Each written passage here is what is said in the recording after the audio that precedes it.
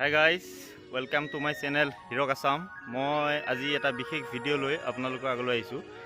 ভিডিঅ'টো হৈছে মই নগাঁও জিলাৰ এখন গাঁৱত আছোঁ। সেই গাঁওখনৰ নাম হৈছে খালৈ গাঁও। সেই খালৈ গাঁৱত এখন বহুত ডাঙৰ ফিল্ড আছে।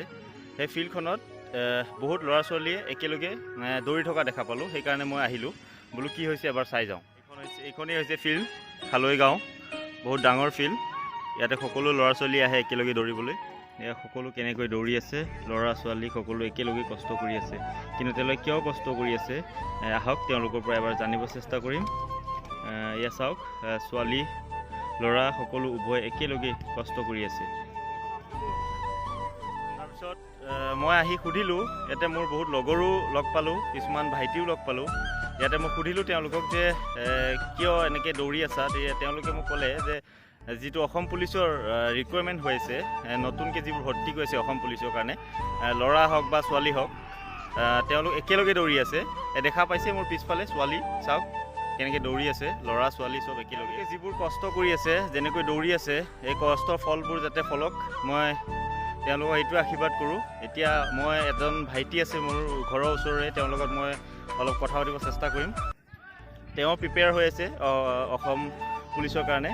ঠিক আছে, তেওঁৰ লগত মই অলপ কথা পাতিম। কেনেকৈ কি কৰিছা তোমালোকে প্ৰিপেয়াৰটো? ৰানিং কৰি আছোঁ এতিয়া পুৰা, ৰানিং আৰু জাম্প।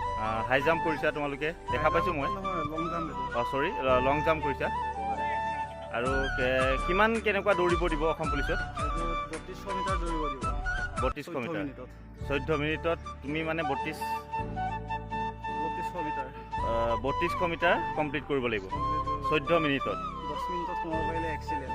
আৰু ধৰা এইটো কি কয়, যিটো লং জাম্প মাৰিছা তোমাৰ, লং জাম্পটো কিবা ডিষ্টেঞ্চ আছে নেকি যে ইমান ফুট মাৰিবলৈ? 11 ফুট কোৱালিফাই হয়, তাতকৈ অভাৰ যিমান পাৰে আৰু এইটো কি কয়, তোমাৰ যিটো আছিল এইটো যিটো 100 মিটাৰ দৌৰ, সেইটো 100 মিটাৰ দৌৰ ইয়াত নাই। 100 মিটাৰটো নাই নেকি? অকল 3200 মিটাৰ। হয়, ঠিক তাৰ আছে, কাৰণে পুৰা প্ৰিপেৰেশ্যন চলাই আছোঁ, প্ৰেক্টিচ কি হয় আৰু। ঠিক আছে। দেখা পালে আপোনালোকে কেনেদৰে প্ৰিপেয়াৰ হৈ আছে সকলো অসম পুলিচৰ কাৰণে।